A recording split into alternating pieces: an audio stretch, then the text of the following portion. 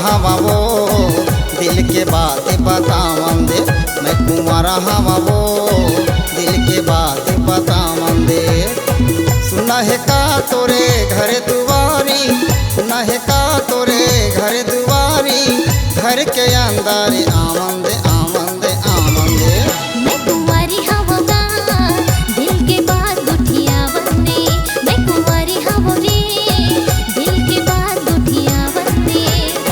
तर थसकावर तेरे माँ के, तर थसकावर तेरे माँ के, गेट लगोला रे खोलन दे खोलन दे खोलन दे। कुंवारा हवा वो दिल के बात बतावन दे। मैं कुंवारी हवा दिल के बात गुठिया बंदे।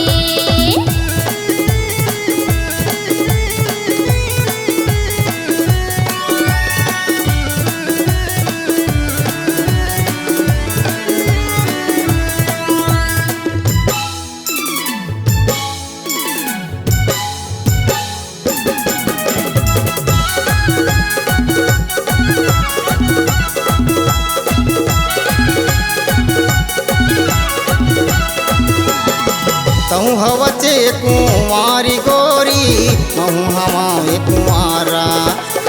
घूमे फिरे ले आहू तकर हो तौल मरे सारा।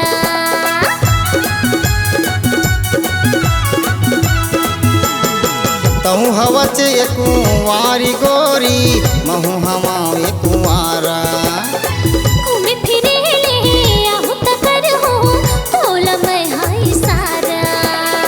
घूमे फिरे ले आहू तकर हो तौल मैं हाय सारा। माया करथा तोलावो माया पीरी बढ़ावन दे। अच्छा मैं कुंवारा हवा वो दिल के बात बतावन दे। मैं कुंवारी हवा रे दिल के बात गुठिया बंदे।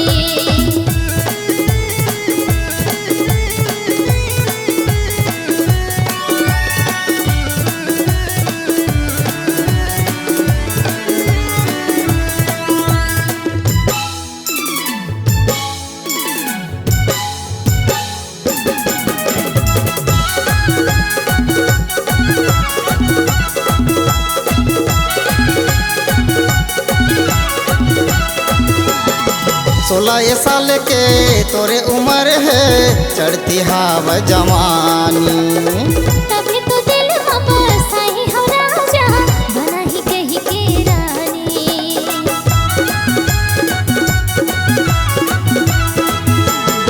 16 साल के तोरे उम्र है, चढ़ती हाव जवानी। तभी तो दिल में बसाई हो राजा, बना ही कही के रानी। तभी तो दिल में बसाई हो राजा, बना ही कही के रानी। हजरत पहावन दिनाओ अंग अंगला तो छुअन देना। छी दई मैं कुंवारा हवा वो दिल के बात बतावन दे। मैं कुंवारी हवा रे दिल के बात गुठिया बंदे। सुना है का तोरे घर दुआरी, सुना है का तोरे घर दुआरी, घर के अंदर आमन दे आमन दे आमन दे। मैं कुंवारी हवा रे दिल के बात गुठिया बंदे। मैं कुंवारा हवा वो दिल के बात बतावन दे।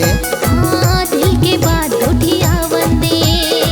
दिल के बात बतावन दे।